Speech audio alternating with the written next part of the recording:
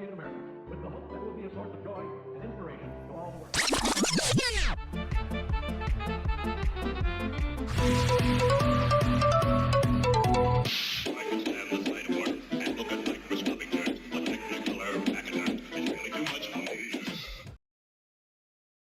Hey guys, I know this isn't like our usual videos. This is just like another informational video for you guys because Disney Channel Nite is coming up next month on March 5th and 7th. So it's coming up pretty quick. Today is the 27th of February, so almost here. I just wanted to give you guys more background info. There are still tickets available for this event for the 5th, not the 7th, which is a Tuesday. So let's get started from the beginning. So Disney Channel Nite is like any other special event where it's an additional price in order to get into the park and then enjoy these limited, experiences. All the attractions will be open and they have just like different photo ops, different characters that you don't really get to see, different music, and then they'll also have just like things that they wouldn't normally have at Disneyland during the day. Ticket prices. So right now, for the only day that is available, it is $139 for the Tuesday. So what the ticket gets you is early entry into the park starting at 6 p.m. And we're talking about Disneyland Park, not DCA. So starting at 6 p.m., you can enter into the park. And then the event runs from 9 p.m. to 1 in the morning. Because it is a special ticketed event, Photo Pass is included in your ticket price. So if you take any of the special photo ops on your wristband, there will be a QR code. The cast member is able to scan that code, and then you're able to digitally download all of your photos. As part of these special events, something that you are able to do is dress up. So Disney does highly encourage, all guests to participate.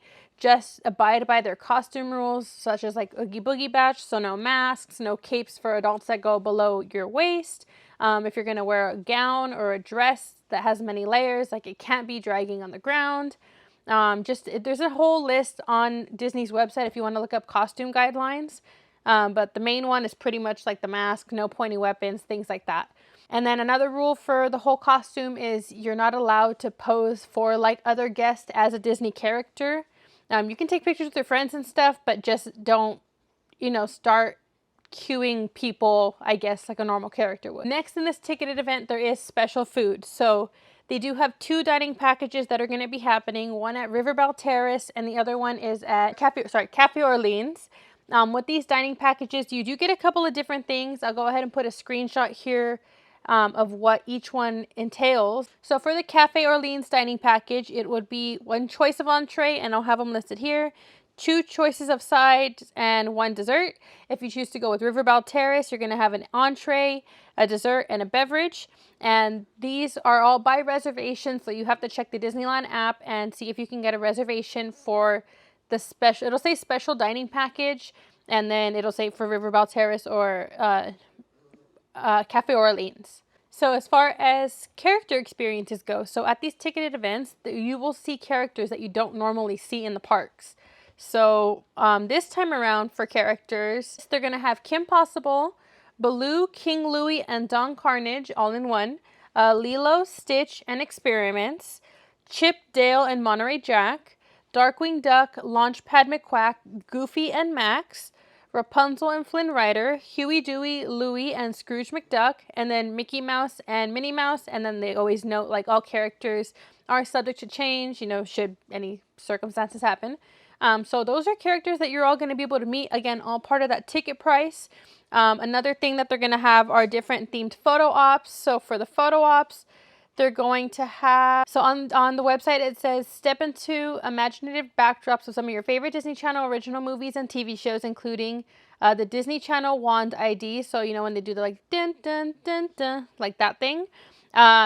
They have Camp Rock, the Cheetah Girls, Gargoyles, Halloween Town, Hannah Montana, Lizzie McGuire, The Proud Family, The Sweet Life of Zack and Cody, Teen Beach Movie, That's So Raven, Wizards of Waverly Place, and Xenon Girl of the 21st Century. And again, those are just going to be like standalone backdrops for your favorite movies. So if you're going to go themed as anything and you really want to have like a magic moment, I would suggest dressing up something in one of those themes so that you can really take an awesome picture. And then as far as entertainment goes, so they're going to have different like almost like little parties, I want to call them. They'll set up a stage and have like different themed areas. So they haven't said where they're going to have these stages located yet. Sometimes they'll have them like at the Rivers of America. Sometimes they'll have them over by the Tomorrow Landing. Another one will be, I think, near Small World. They typically have one over there. But for the music and entertainment, it says Descendants Musical Journey at the Rivers of America. It says come aboard the sailing. Oh, they're going to do it on the sailing ship of Columbia. I didn't know that. Come aboard the sailing ship Columbia for a musical journey with songs from all 3 Descendant movies. So that's kind of cool to have like music going on the sailing ship Columbia. They're going to have the Descendants at the Rivers of America join the VK dancers from the Isle of the Lost as they show off their wicked moves. They're going to have Disney Channel Rocks. It says party at this rock concert style stage show that totally pumps up the volume to hit songs from popular Disney Channel programming. They're going to have a High School Musical / Zombies pep rally. It says get ready for this high energy special mashup to stop and celebrate songs from High School Musical and Zombies with your designated spots along the parade route. Camp Rock Karaoke and Disney Channel Trivia Challenge in the Golden Horseshoe. Take turns singing your favorite songs as solos, duos, and groups. The karaoke party will alternate with the Ultimate Disney Channel Trivia Challenge. And again, that takes place in the Golden Horseshoe. There's going to be the Phineas and Ferb dance party at the Tomorrowland Terrace. So that's the one I mentioned. It's join a lively dance party featuring terrific songs from the world of Phineas and Ferb and more. And then a fond farewell. Make sure you swing by Town Square and wave goodnight. Typically they'll have like all the characters kind of like wave you out and all of that and have all this music playing. So that's something else to look forward to. And then again, remember that all the attractions pretty much are going to be open unless they're like in refurbishment.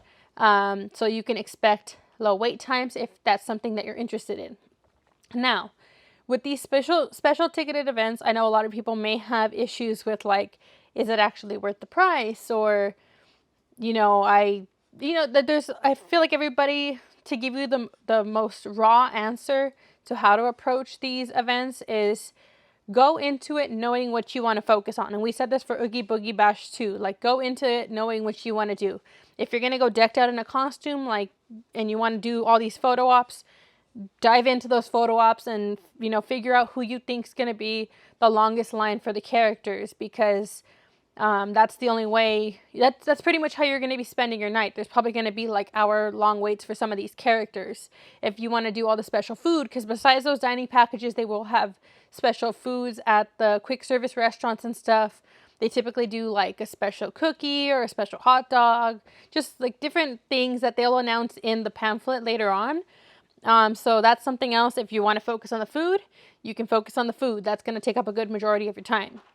If you're somebody that just kind of wants to do a mix of everything, then maybe get a few photo ops in, try some of the food, do 1 or 2 of the dance parties. Again, just be mindful that if you want to take it at a slower pace, that is your choice. Just decide what you're going to do with your time. Again, you can get in at 6 p.m. until 1 in the morning. So you really have to make do with that time frame. But the party doesn't officially start until 9. So then from 9 to 1 is when you'll start seeing the photo ops and all of that. So just keep that in mind, guys. If the attractions is something you want to do without, long wait times, you can do the attractions. Again, you're going to get into the park at 6 p.m. So at 6 p.m., if you want to start hopping on, some of the rides, get them out of the way so you have less to do once it's officially 9, then you can also focus on that as well. So I think that's just the most raw and honest answer I have for how you can approach this and if it's worth it. In my opinion, we're doing Disney Channel Nite because this is something that is new. It's nostalgic. They haven't had something like this yet. So we want to go and experience it for ourselves. We've also gone to Star Wars Night. We did that last year on May the 4th with my family. We had a blast because we're huge Star Wars fans and we highly recommend it. But again, we were pretty nonstop. There are still tickets available for Star Wars Night if anybody is interested in that.